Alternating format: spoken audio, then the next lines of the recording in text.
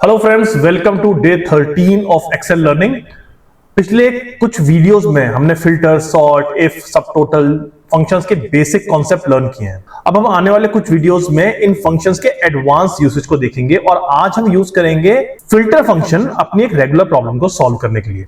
अगर आपके पास डेटा कुछ इस तरीके से है जहां पे कि आपको एक पर्टिकुलर कॉलम में कैटेगरीज दे रखी हैं और दूसरे कॉलम में एग्जांपल्स, जहां पे कि उनको अगर फ्रूट्स, वेजिटेबल्स, एनिमल्स और बर्ड्स कैटेगराइज करने हैं डिफरेंट कॉलम्स में, तो शायद आज भी वो इस तरह से करेंगे। और अगर आप इस तरह कर रहे हैं तो आप बहुत ज्यादा टाइम वेस्ट कर रहे हैं अपना, क्योंकि इसके लिए एक्सेल में एक बहुत ही इजी और क्विक फंक्शन है जो कि हम यूज करेंगे और वो है फिल्टर फंक्शन। उसके लिए आप लिखिए पहले फिल्टर, और आप पहले जो आपको वैल्यूज सेग्रीगेट करनी है वो आप वैल्यू का कॉलम सिलेक्ट कर लीजिए और इसको फ्रीज कीजिए F4 प्रेस करके, कॉमा आप दूसरा कॉलम सिलेक्ट कीजिए जिस बेसिस पे आपको वैल्यूज सेग्रीगेट करनी है, यानी कि कैटेगरी कॉलम, और इसको भी F4 प्रेस कर लीजिए और दीजिए इक्वल टू।